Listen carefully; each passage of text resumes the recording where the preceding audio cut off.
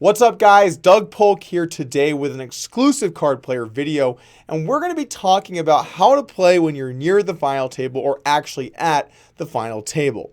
Now, in the situation where there's about 15 players left, 12 players left, obviously you're thinking about the final table, possibly that first place prize, and you're doing your best to try and get there.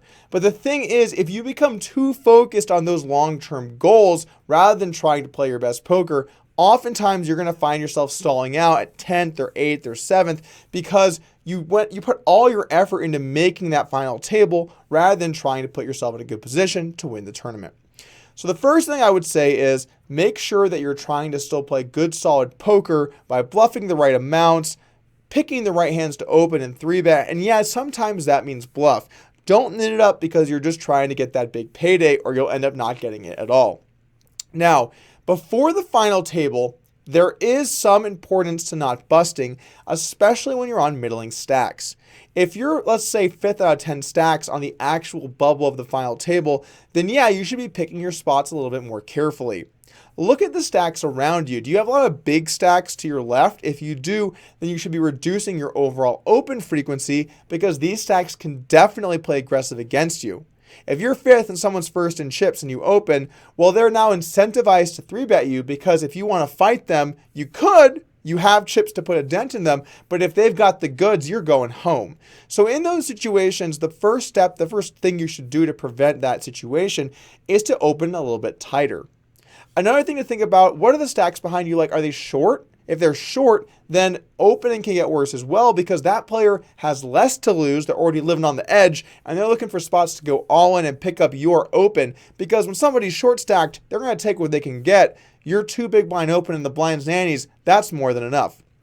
The situation you're really looking for to open, your normal or maybe even looser sized range or looser range is when there are middle stacks or stacks that maybe are on the shorter side, but not really short. When you have like players on 30 big blinds, maybe they're in 7th or 8th out of 10 or 11 people, those guys can't really get too crazy because they definitely want to make the final table and they don't want to give up their value.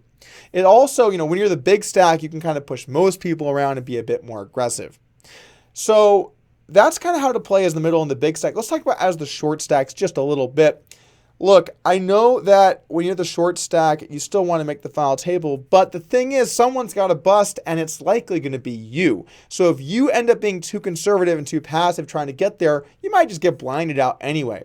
So if you're in that, out of 10 or 11 people, if you're last or second to last, you still have to be looking to make moves. Yes, I know you make a pretty nice pay jump if you go from 10th to 9th and making that final table. But what's more important is trying to build a stack to make a decent run at actually taking the thing down. Now, if you're in 3rd, 4th, 5th to last, now you kind of got to be careful. And this is really the classic problem for middling stacks in the tournament. If they get too carried away and bust, they lose a lot of their value.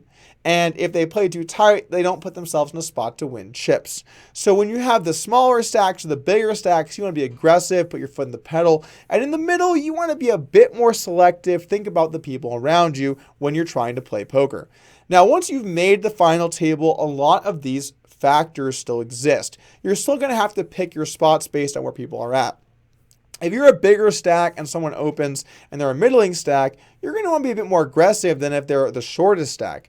The shortest stack doesn't have too much to lose because, the place they're most likely to get is last of any of the places. So it's not a disaster for them if they commit with a hand like 7s or ace jack and run into a good hand. That's okay. They can live with it because they didn't have that many chips. They didn't have many chips anyway. Middling stacks can't really say the same thing. And when you start to get to other big stacks, you both can do some serious damage to each other. So the pressure is a little bit of a double-edged sword. As a middle stack, you have to be aware of this. And actually, one trick that you can do as a middling to deeper stack, when you 3-bet people, make it to sizes where if they want to re-raise you, they're going to have to commit. If somebody opens and has a 400K stack, and let's just say they open to something like 25,000, well, I know even if I go to a size that's like 70,000, they can't 4-bet me without putting so much money in that they're kind of committed to the pot, 70, 75,000. So in that spot, I might want to use a bit of a smaller 3-bet size because they're committed if they re-raise. If they're deeper, if they're 5 or 600K, well, now that small size doesn't make nearly as much sense because they can absolutely 4-bet me to a size like 140 and still be able to fold to a jam.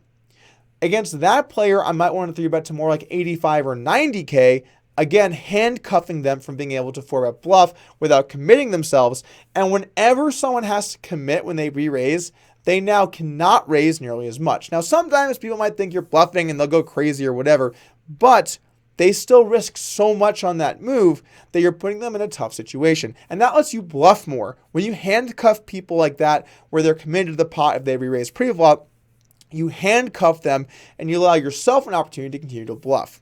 So think about those things. Think about what the pay jumps are like. Think about, the more flat the structure is across all of the different spots, the more you should try and win chips because, it's not really a situation where, sorry, actually, let me rephrase that. The more top heavy it is, the more you should be trying to win chips. The more flat the payouts are, the more it makes sense to try and survive.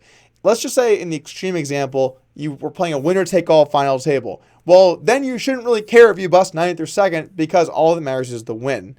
So in situations that are very top-heavy, play even more aggressive to try and build up a stack. In situations where payouts are a bit more linear, you have to be a bit more careful, especially as those middling stacks.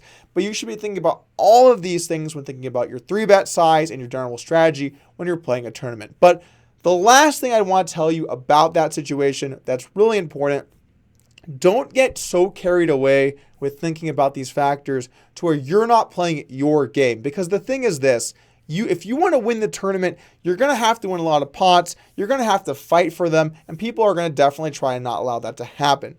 So if you're playing always scared about not leveling up to the next pay jump, you're going to hurt yourself because you're not allowing yourself that chance to actually thrive in that environment.